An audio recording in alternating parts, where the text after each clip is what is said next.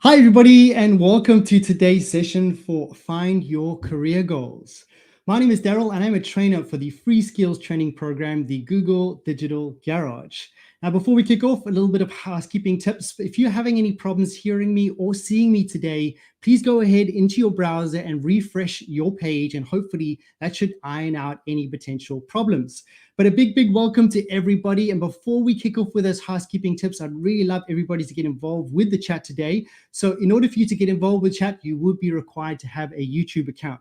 It's relatively easy to get set up. Once you're all set up, you'll be able to fire over those questions to myself and Tessa, which brings me to the next point, which is I'm not here alone. We're very fortunate to have Tessa here with us here today, moderating today's chats, and she will be answering any questions or queries as we go along throughout today's session. So I already see a couple of hellos within the chat, which is absolutely wonderful to see. So please continue with that momentum. Pop in your emojis, pop in your questions, your queries as much as possible as we go throughout today's session.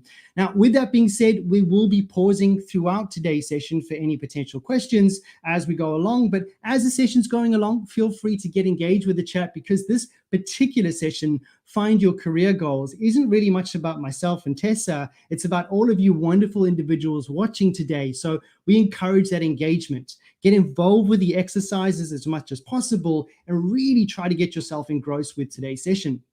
Second of all, or third of all, should we say, this particular live training is part of a broader offering.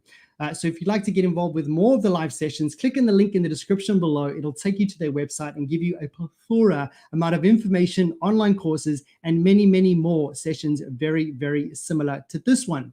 But next up, what we're going to jump into is what are we going to be covering over the next 60 minutes when it comes to finding your career goals? Well, it's really broken down to 3 basic steps, which is number 1 is the purpose of why are we here today? So what is the reason you joined today's session? You can feel free to jump into the chat and actually let us know. Let myself and Tessa know, why did you join today's session? What are you looking to get out of it? Then we're going to look at the approach of how are we going to approach this, from how do we help everybody watching here today to find your own career goals? Whether that's going to be in a certain sector, a certain industry, maybe you're changing career, maybe you're looking to get progressing through that. But we're going to look at some very unique avenues of how we look to approach that. Then last but not least, we're going to look at the payoff. And as much as I'd love to tell everybody watching here today that by the end of it, you're going to know exactly what you want to do. Now, I wish that would be true. And if that's true, do let us know at the end of the session. Be like, wow, Daryl, Tessa really helped us find out what we're looking to do. But let's really narrow it down to just really the starting foundations of what do we look at essentially and analyze and think about when we're looking to dive into finding your career goals. Now, with all of this being said, I do want to mention that there is an amazing opportunity for all of you watching here today. Google has released an amazing career certificates revolving around some of the most in-demand skills today, from UX design, project management, Android development, digital marketing, e-commerce. So I highly recommend you go down to this link, which is goo.gle/career cert UK.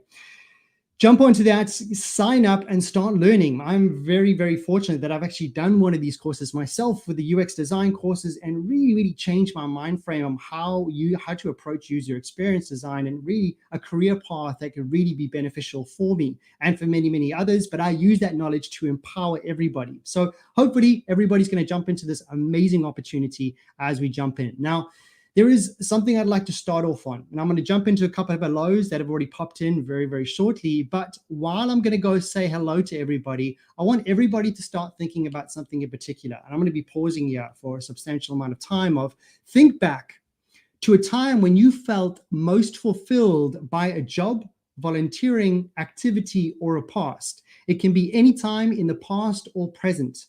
So everybody watching right now, think of the time when you felt most fulfilled. It could have been any moment of your life. Maybe you helped somebody. Maybe you helped a family member.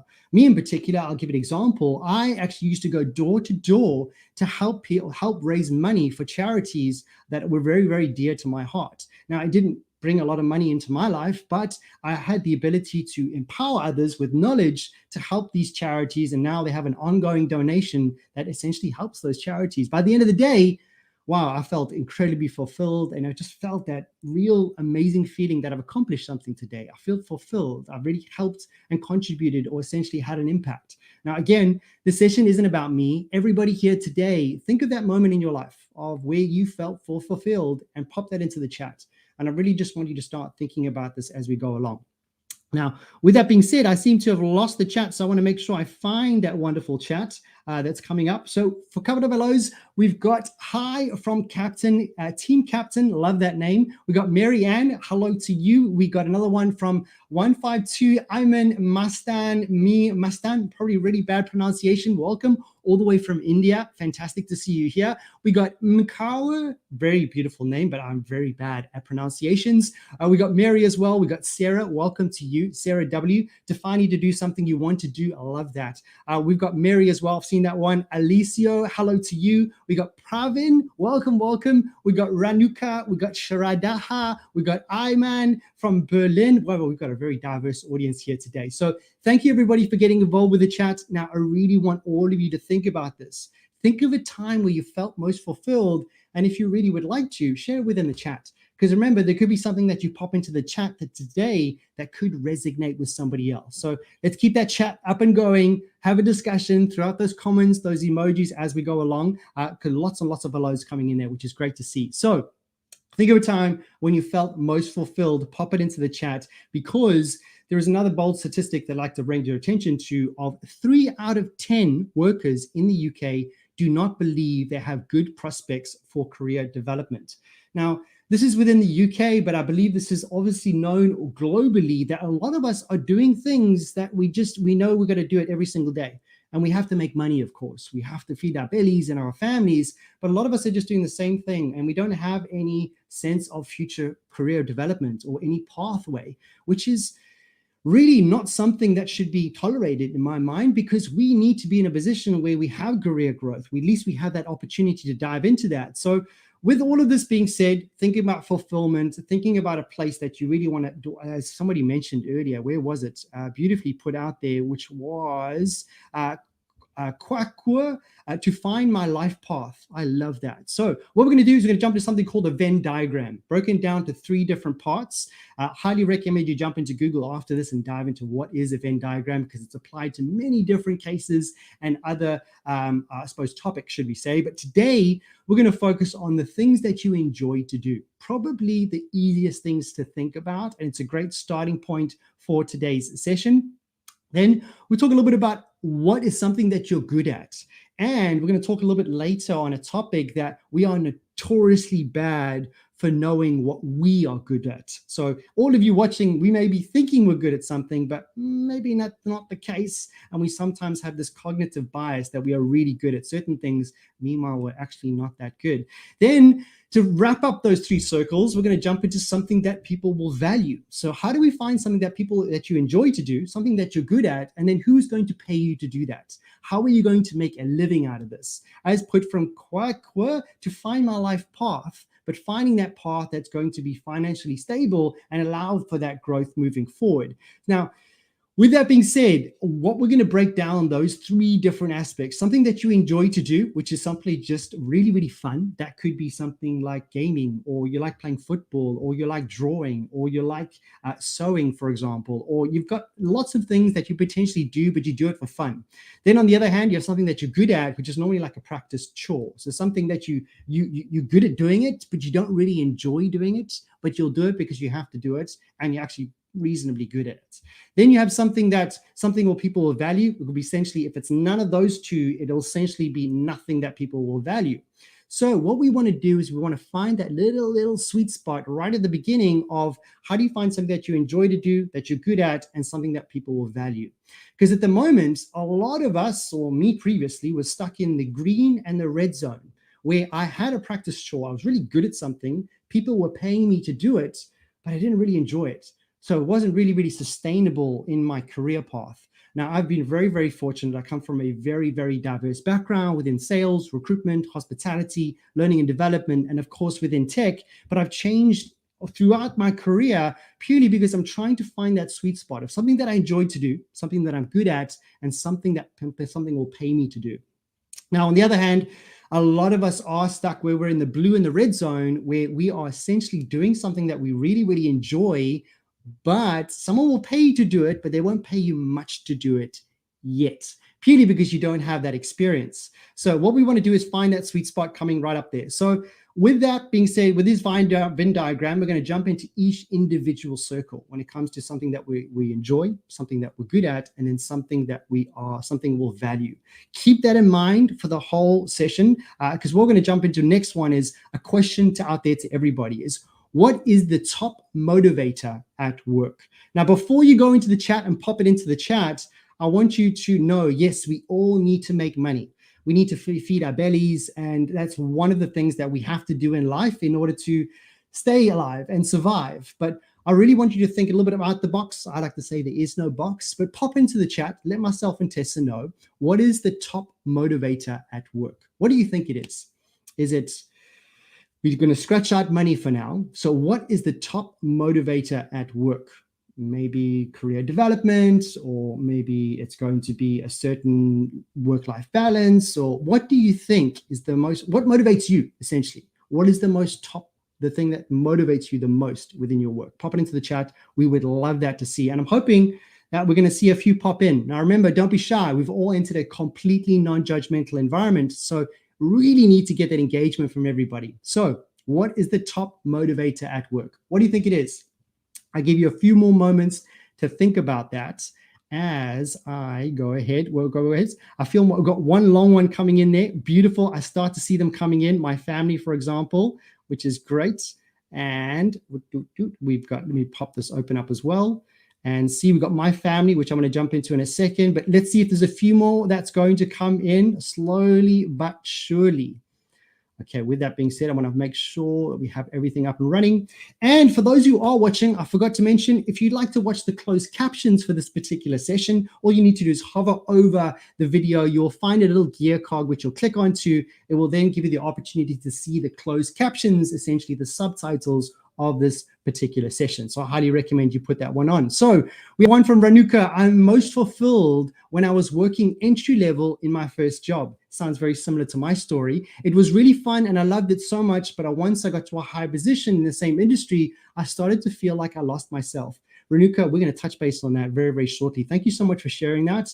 Really, really powerful. And I think yourself that you shared that, there's a lot of people thinking the same thing, because I've been in that situation too. We got Aniska, being famous, regular feedback, salary to make my ideas a reality. We got master, travel the world, beautiful, promotion, fulfillment. I can't continue working at jobs I hate. So essentially, let me just give you the answer. The top motivator at work is recognition of that work. And if you're doing something that you really, really enjoy, now coming back to Ranuka and that first entry level job, you probably had a really good manager or a really, really good person who's going to acknowledge what you've done within your career or within your position. So it's very, very important. Keeping those coming in. We've got self-improvement as well, which is a huge one. Keep that all coming in, because let's see if there's any questions, because we're already about 13 minutes into today's session. So let me know, are there any questions or queries that you may have when it comes to that Venn diagram? Something that you enjoy, something that you are good at, and something that something will pay you to do. Remember that as we jump into the first one. But lots and lots coming in terms of what potentially might motivate you. Salary is a big one. Again, money coming there from Khan. We've got another one from Pravin, mentoring others to go to work. Pravin, I love that one because I tend to think I do something similar. We have master, travel the world. We've got path of promotion. So recognition of work is going to hopefully give you that promotion. Fulfillment, I can't continue doing the same work. I've seen that before. Patrick, human approach and purposeful teamwork. Again, we're talking about the same thing. We just didn't say it. So essentially what you're looking to do is recognition of work, which is going to be a part of the human approach and purposeful teamwork and self-development all in its essence. So I don't see any questions coming in so far, but feel free. There's no such thing as a silly question. And all of you should just feel like, oh, you know what? This is a cool group of people, including Tessa and myself. Let's go ahead and share those ideas. Jumping into the first one, which is going to be something that you enjoy doing.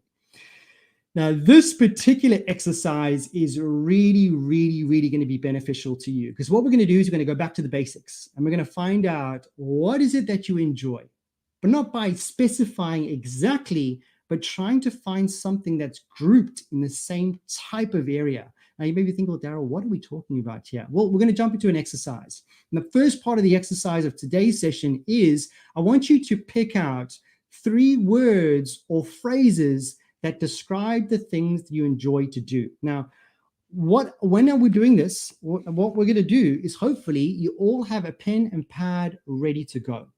If you don't have a pen and pad, hopefully you're going to utilize the chat as much as possible, but I'd really like you to start jotting these ideas down.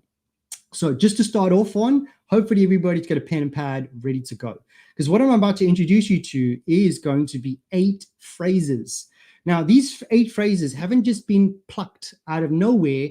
They're all done by some research by the name of a gentleman called Professor Edgar Schein, who has been working on this since the 1970s. So a good amount of time has been worked on creating these phases and are very well tested. So after this, if you'd like to know more about it, jump into Google, type in Professor Edgar Schein. He's going to allow you to tell you a little bit more about this into detail, but he's broken down these topics. And I want everybody to look at all of these and write down all of the things that you really resonate with. So what we're doing is we're picking out the words or phrases that describe the things that you enjoy. Don't overthink this.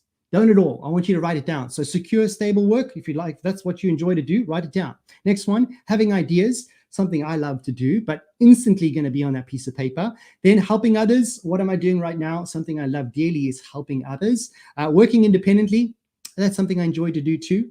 Work-life balance, that's also something I like to do as well, but we're going to start to narrow these down. Like being an expert, maybe not something I enjoy to do. I don't enjoy being the expert all the time. Organizing people, that was definitely a part of my career path previously when I worked in hospitality and I worked amongst teams. I really loved and enjoyed to help and organize people.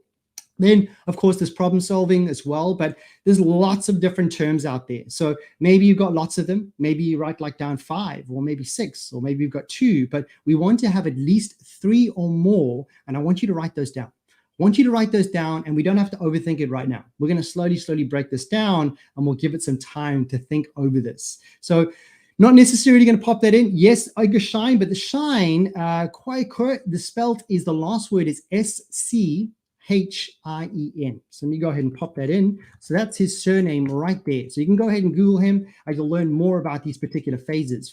So if everybody's got something in mind, the next step is going to be pick out 3 of them. And I want you to rank them from number 1, 2, and 3. For those who started off the exercise like, oh, I like that one, I like that one, I like that one, it's going to make it a little bit more difficult for you to narrow these down, but this is the process. You've picked out things, and make sure that you know what we're talking about. You've picked out a few of them, maybe 4, maybe 5, maybe 6 of them, and you just didn't think about it too much. But now I'm asking you all to narrow it down to your top 3. Once you've narrowed it down to your top 3, I want you to share with all of us those top 3. So I'm going to go ahead and share mine, but I want you to share it within the chat and say, number 1, which one is it? Number 2, which one is it? Number 3, and which one is that going to be? So, for example, number 1 for me is going to be helping others. That's just something I love to do and will continue to do, and has been a very big, consistent part of my life is helping others. That's number 1 for me. So number 1, helping others. Number 2 would probably be a work-life balance. Considering all of us have been through something quite traumatic in the last few years, we need to have that kind of balance between when do we work and when do we really enjoy our life, which is a huge part of our lives, which is number 2, which is work-life balance. Number 3 would probably be having ideas. I like to think about lots of different things. I like to bring things to fruition. But again, the session isn't about myself and Tessa. Pop it into the chat. What are your top 3? So we have one from Ayman, solving problems, having ideas, and being an expert. Love that one. We got Kumar, helping others, just like me. Number 2, being an expert. Love that too. I love that confidence of solving problems as well.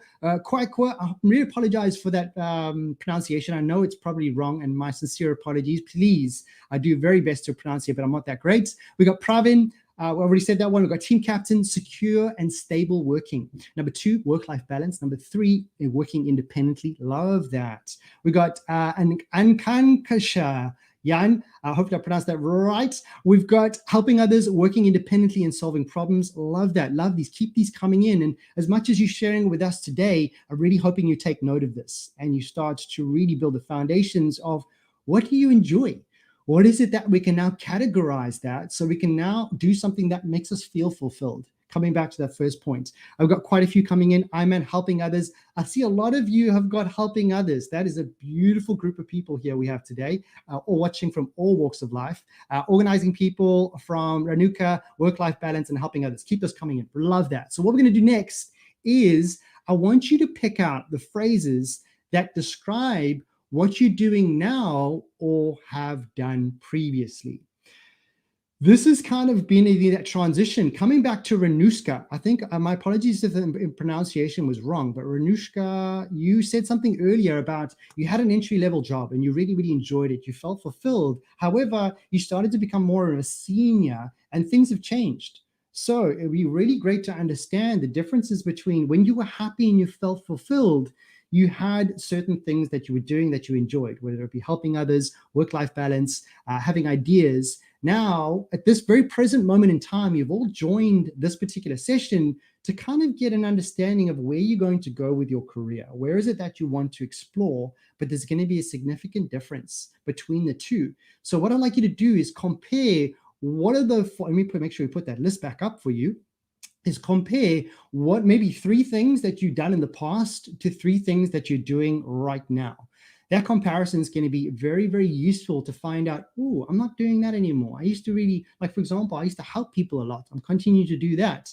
But previously, work-life balance for me was terrible. I used to work 24/7. I felt like I was on call 24/7. But now I have a bit more of a better work-life balance. Now, again, this isn't about me. I'm trying to give you examples to start find out that comparison between these two. So feel free to pop it into the chat. We would love to know what is the comparison, or if there was just one thing that you did previously when you felt fulfilled, or maybe the other way where previously you didn't fulfilled, but you're doing something now that's making you feel a little bit more fulfilled. So pop it into the chat. We'd love to know. But last but not least, I want you to think about the differences between those two lists, between that current list that you had to your ideal list. This is really going to allow you to focus your attention on something that you want to establish moving forward, rather than thinking, oh, maybe I should try this, maybe I should do this, maybe I should do that, which is going to be a part of this process of finding your career goals, but hopefully you're going to narrow that down a little bit more effectively. So times wise, how are we doing? We're doing really, really good for time so far. So let me see what we have in the chat so far. We've got helping others. We've got all those coming in. I don't have a job. I am a teenager.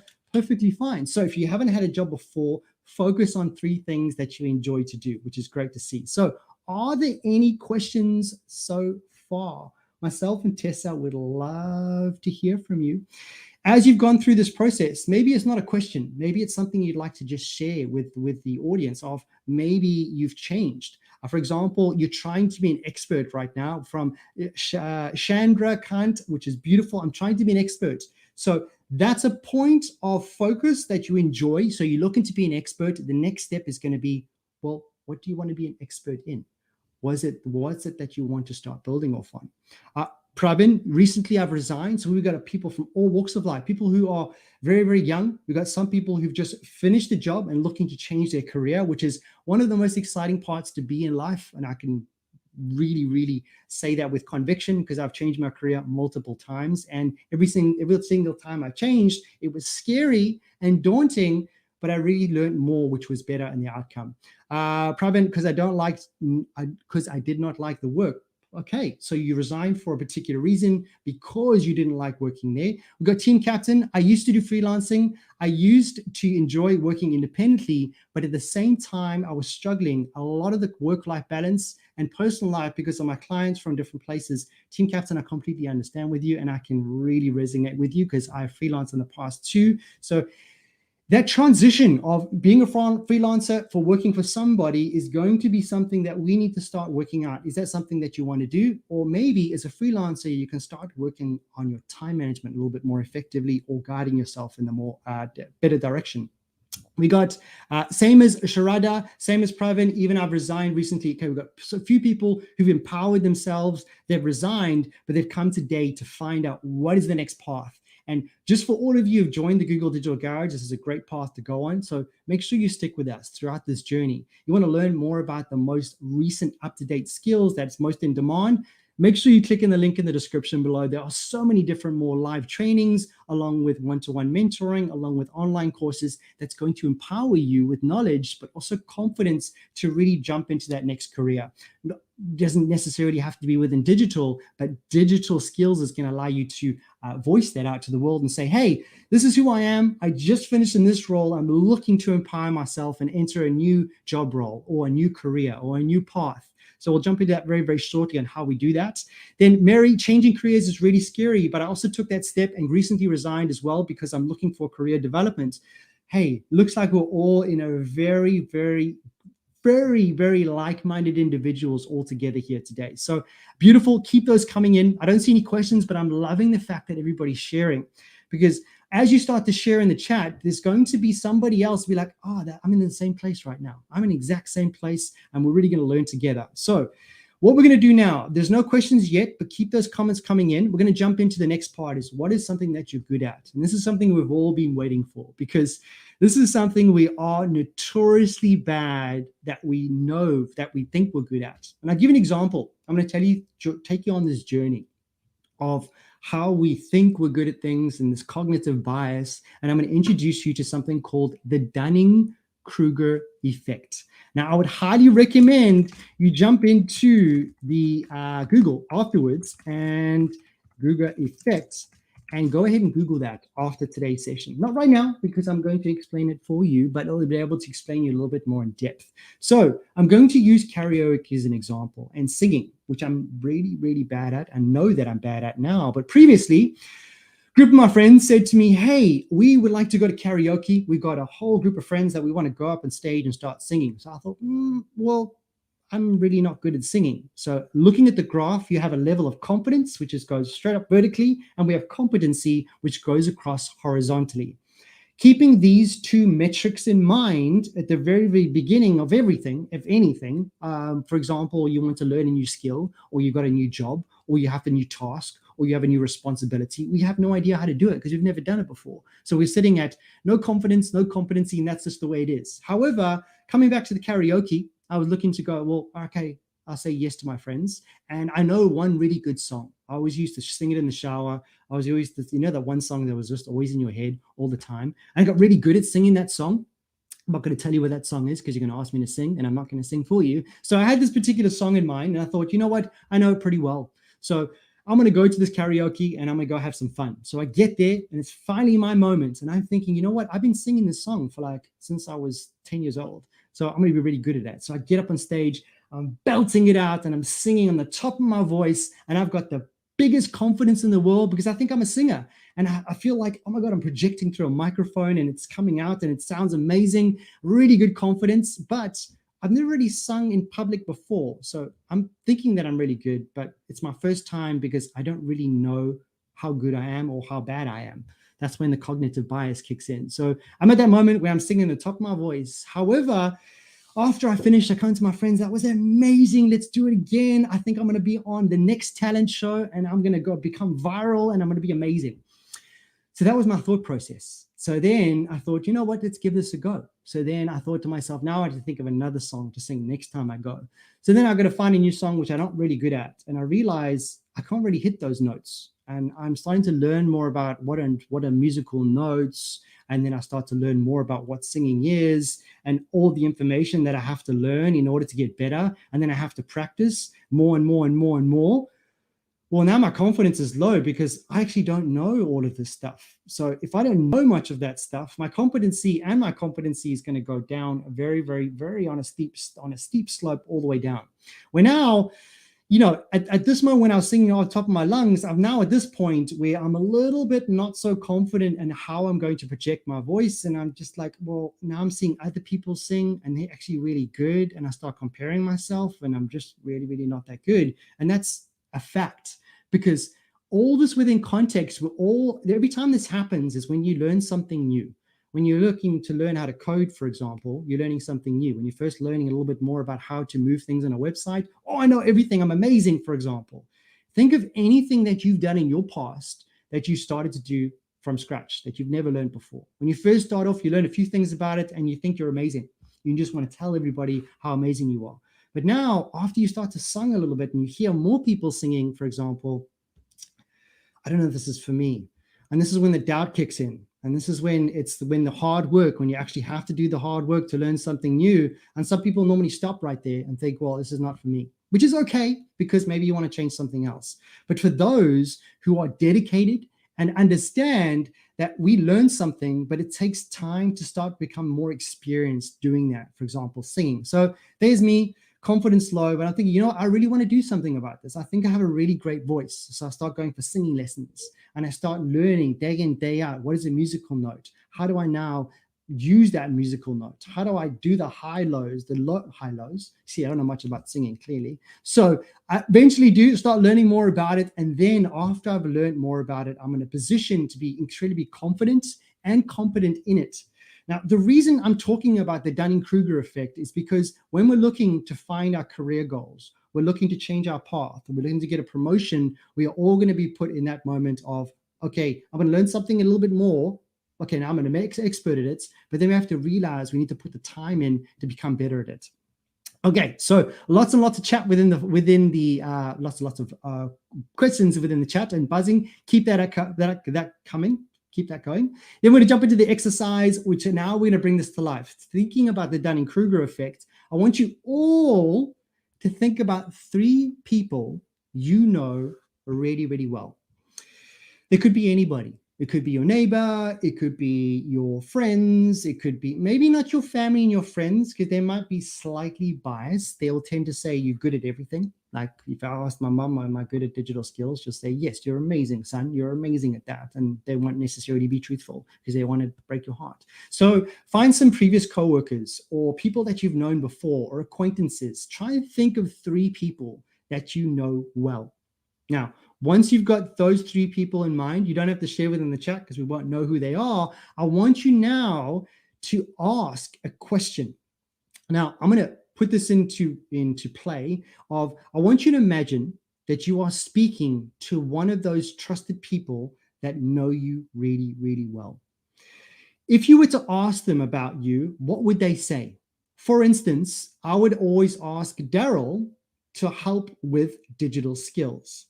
Or Daryl knows a lot about coding and the fundamentals of web development. Or you can always ask Daryl to organize events, for example. So again, what I want you to all think about, remember the X's is your name. And you are going to ask one of your closest friends or family or whoever that knows you really, really well and that's trusted, what would they say back to you? And I want you to share that within the chat, for example. What is something that one of your friends would share with you? For example, I always ask Daryl for help with digital skills, or Daryl knows a lot about so and so forth. So take a few people from the chat, for example. We got, I always ask team captain for help with, what's that one? Or you can always ask Krueger. Hopefully I pronounced that correctly. Probably not. I can always ask Krueger 2, for example. So pick 1 or 2 and share it within the chat and really start thinking about what they might say about you. Now, you may be a little bit stuck here. So let's give you a little bit of help and I'll give you a couple of keywords to think about. So now rattling up your brain, you're starting to think about those 3 trusted people. And you want to think about what are they going to say about you? What is it that they will say? For example, I always ask Daryl for help with investigating, or I always ask Daryl to help with socializing, for example. Now, all of those friends or family that you may have, or anybody that knows you, I want you to think of those people or those individuals and then share it within the chat. What would they say? Because at the moment, we're going to make the assumptions, hopefully because you know that person quite well and there's a tendency of that relationship that you've built up. Because as we've just described within the Dunning-Kruger effect, we are notoriously bad at knowing what we are good at. If we don't know what we're good at and we just think we're good at everything, the moment we kind of have an interest in something, well, let's form our basis of what we're good at by asking other individuals. And this is a really, really powerful example of how to find out what you're good at and what you can move forward with. And the best thing that I can recommend to everybody is you're writing these down right now, but I want you to do after the session, directly after the session, I want you all to message 3 of those people that you've chosen within your mind and ask them the question, what do you think I'm good at? Or what do you often ask me about helpful? Or ask that particular question to get that affirmation, to get that confirmation about what you are truly good at. This has helped me tremendously narrow down where I want to spend more of my time by doing something that I enjoy, by doing something that I'm good at, and then finding that value. So I don't see anything in the chat yet, but feel free to pop it into the chat. If you are confused, of course, pop that into the chat as well. But I want you to start sharing those comments within the chat. All those people that know you really, really well, what would they say about you? I always ask Nesrina, or I always ask, who else have we got in the chat still talking right there? We've got, who else do we have? Sarah, for example. I always ask Sarah with help with. Pop it into the chat, and I will start to see those coming in slowly but surely. But I'm going to pause to see if there's any questions. There's no questions as of yet. I think Tess has been on top of that so far. We got one from Sarah. Love that one. Sarah can always help with craft you need help with. Beautiful. So craft, coming back to the things that you enjoy, what part of that is it, it's not work-life balance. Maybe it's being an expert in crafts, for example. We have Krueger. You can always ask me for travel tips, taking risks in life. Love that. And hopefully, as much as you're popping it into the chat, make sure you write down this too, because we're going to come down to the last part, which is really going to be focused on something that people will value.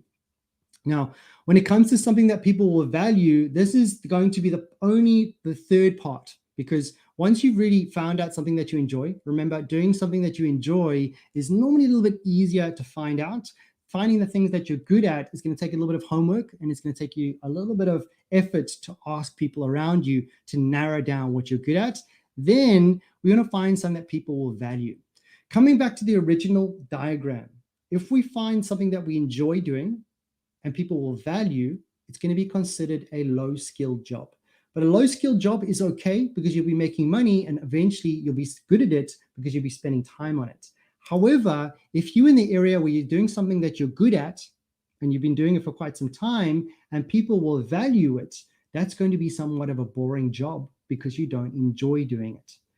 Then coming back to the very, very last one, which is if you do something that you enjoy and you do something that you're good at, essentially that's just going to be a skilled hobby. For example, maybe you're really, really good at arts and crafts, but who's going to pay you for that? We need to find something that where your value can be brought to make some money in order for you to continue with that career and develop it. So I want to jump you through a couple of case studies, or a couple of examples of 3 remarkable people who have changed their life.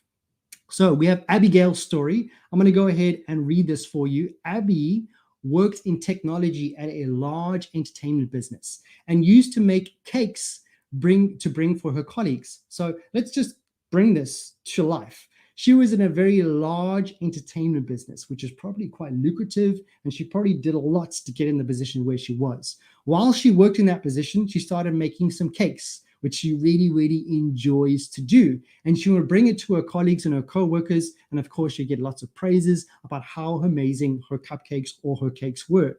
Eventually, Abigail's story is one of the classic ones of knowing that you enjoy doing something. She then got so good at it that she started her own business called Abby's Pantry. Abigail started her digital training with Google to help find her customers and make her business more visible. And if you're looking to do something more similar, you'll click in the link in the description below and go to more live trainings.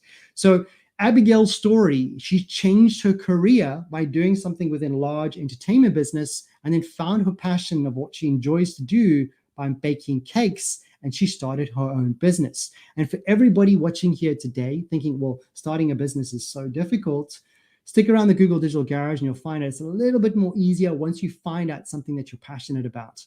Then we're going to jump into Claire and Rachel's story. Claire and Rachel shows how thinking way beyond what you are currently do will be able to the key to finding your yet.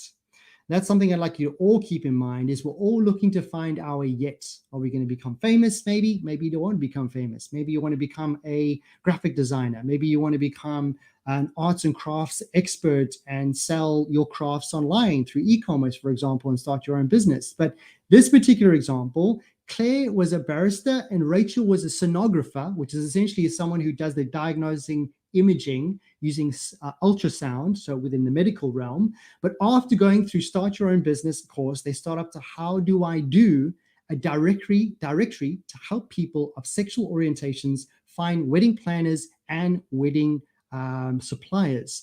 They both attended the one-to-one mentoring sessions for the writing for social media and digital marketing strategy, and they built up their own business to really help people connect and get married. Doesn't matter what background they're coming from. So essentially, they went from a very high-paying job and a very, very experienced job to doing something that they enjoy. Last but not least, we have Shaquille's story. Shaquille took what she was really, really good at, which was HR, being made redundant, very similar to many of us that has happened in the past, by his employer was a major turning point for his career rather than a setback.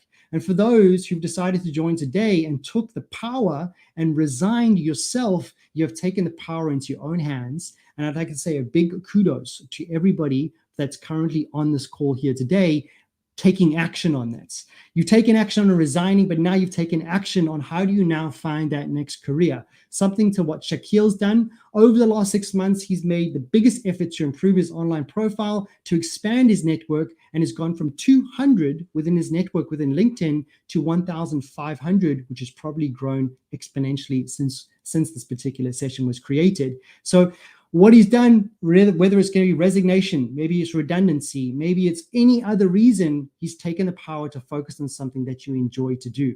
So with that being said, how do we then find out the value of what you're good at and you enjoy?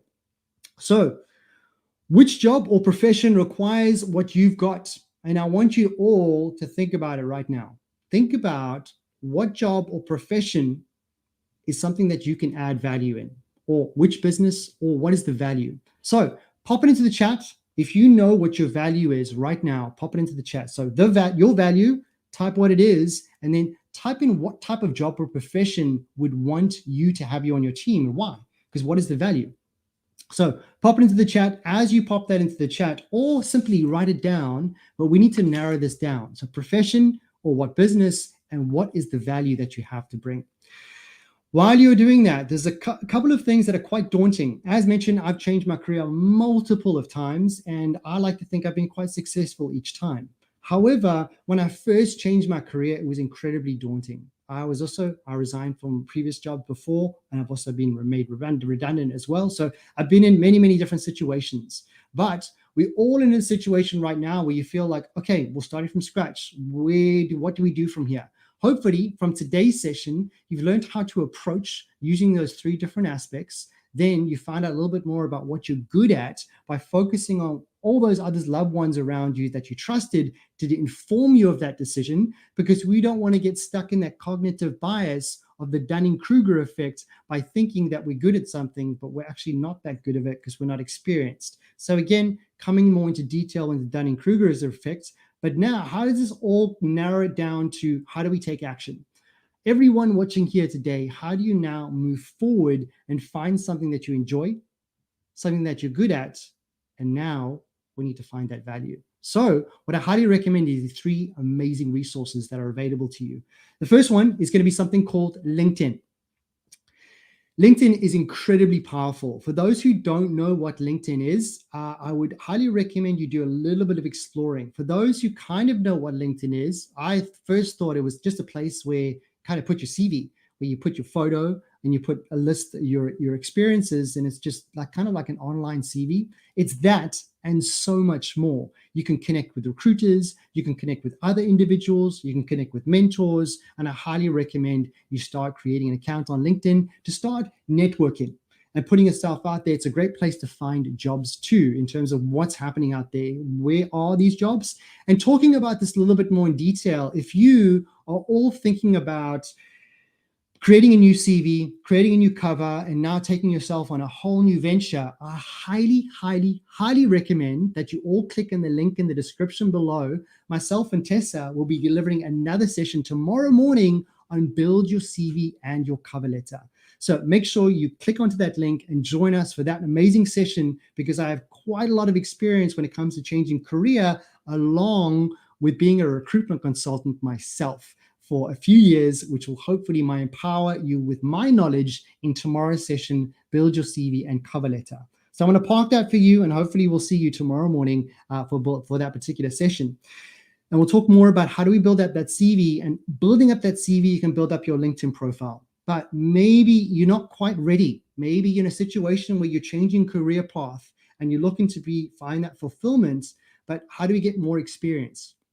And one of the best recommendations that I've done previously to get in a particular industry is to offer your services voluntary. So there's another two great platforms called Do It or Charity Job. So how do you find areas where you can start volunteering in the area that you'd like to become proficient in or become an expert in? Showing that you are volunteering is not only going to give you experience, but it's also going to show future employers that, wow, it looks like you're really, really dedicated to change your career, or you're really dedicated to become this particular position by doing so much volunteering before, which is giving you great experience. So put yourself out there, go look out and see what's available to you. But within these LinkedIn profiles and these job searches, there's probably one of the easiest ways that I recommend for everybody.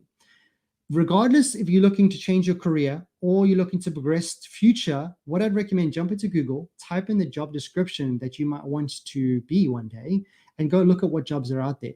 Essentially, what you can do is you can find out what do they require, what are the requirements that they need, what experience do they need, what are they looking for in a particular employee within the job description of all of these listings that are on these sites, which is going to give you the power to focus on what do I need to focus on to get a job in UX design or project management or in this particular area. And I'll talk more about the career certificates very, very shortly.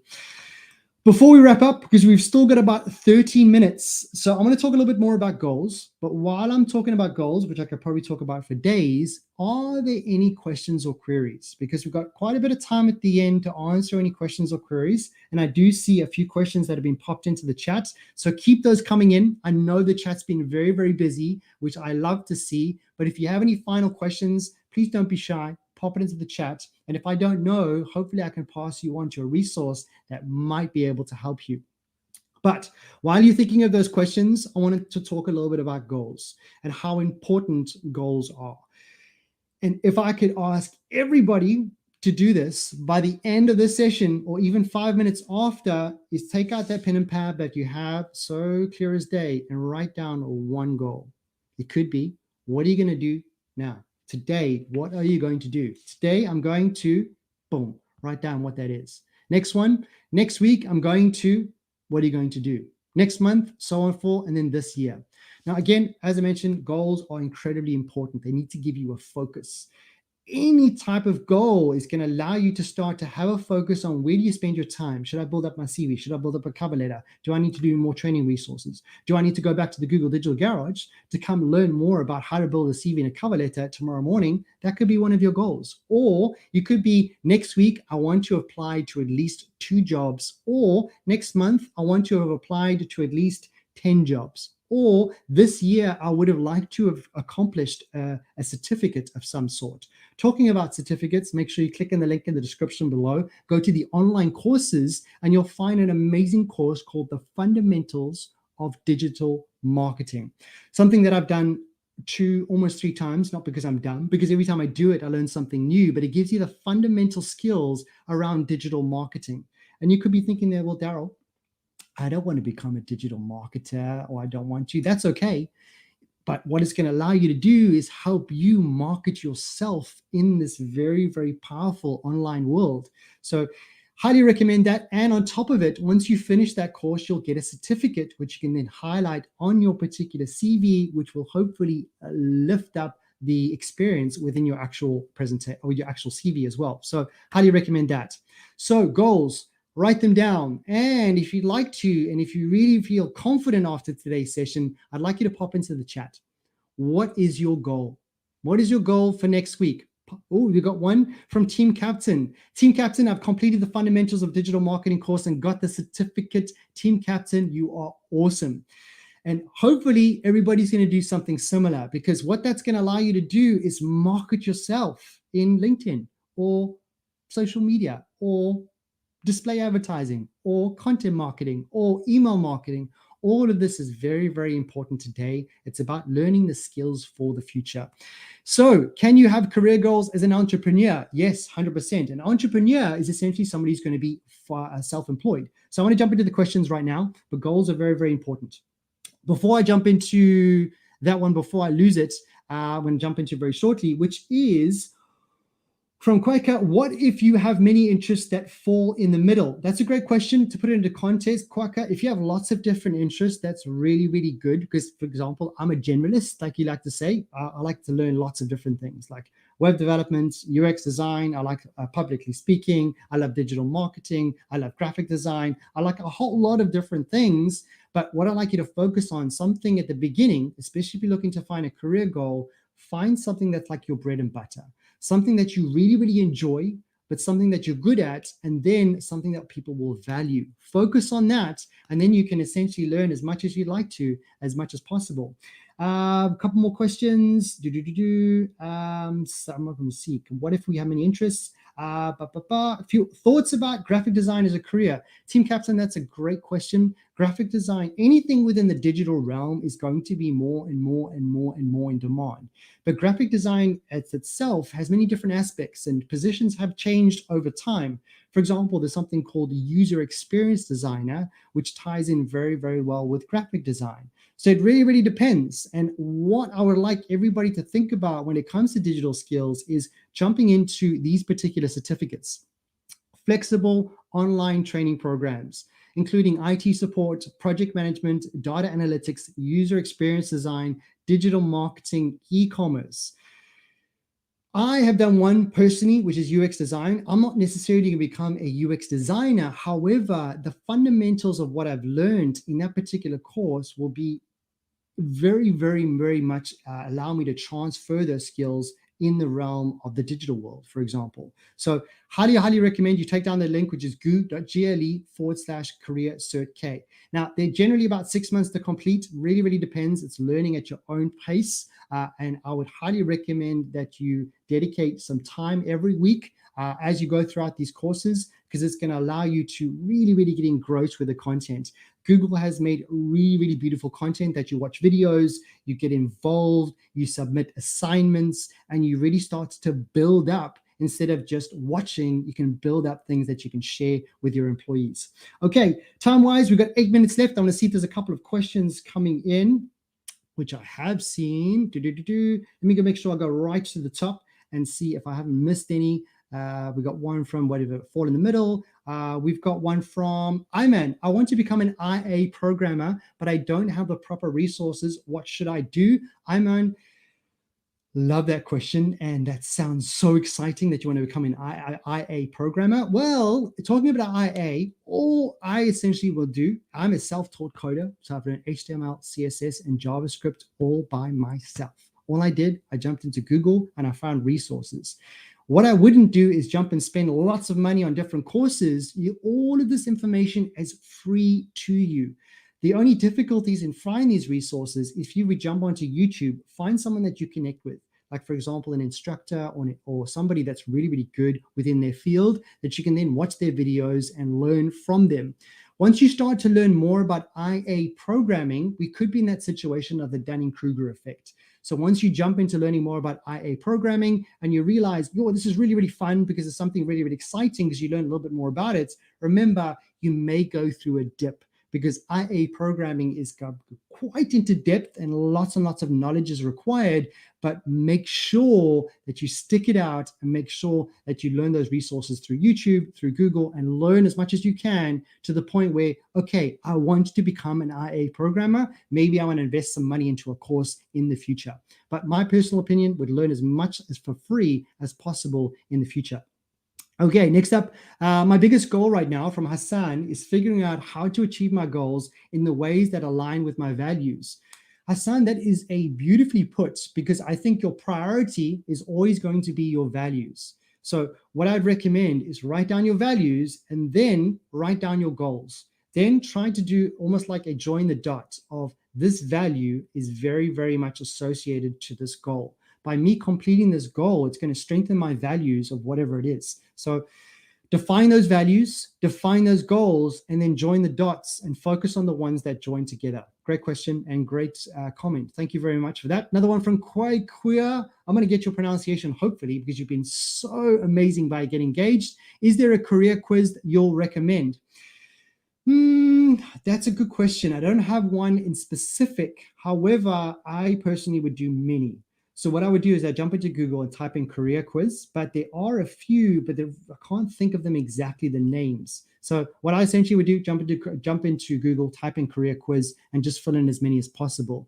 By doing that, you can really start to find out, narrow down where you might fit and where would be your next step, which is going to give you an aggregate of all those averages, especially if you've got some time. Team Captain, thoughts about graphic design? As always discussed, graphic design is a really, really good quality. Whether you're looking to go into social media, content marketing, you want to become a YouTuber, for example, to create graphics for those individuals, but there's so many different avenues for you. So graphic design is a great starting point. However, that can be explored to many different areas. You can become an expert within graphic design, or you can be a generalist of be a good UX designer, you could be good at graphic design, you could be a videographer and really bring it all together. Mary, last one there. Is it okay to start with targeting a specific company because you like the benefits and the culture, and then try to tailor and fit what you can do enjoying based on their job openings? Mary, that is a really, really, really great question. And it really, really depends.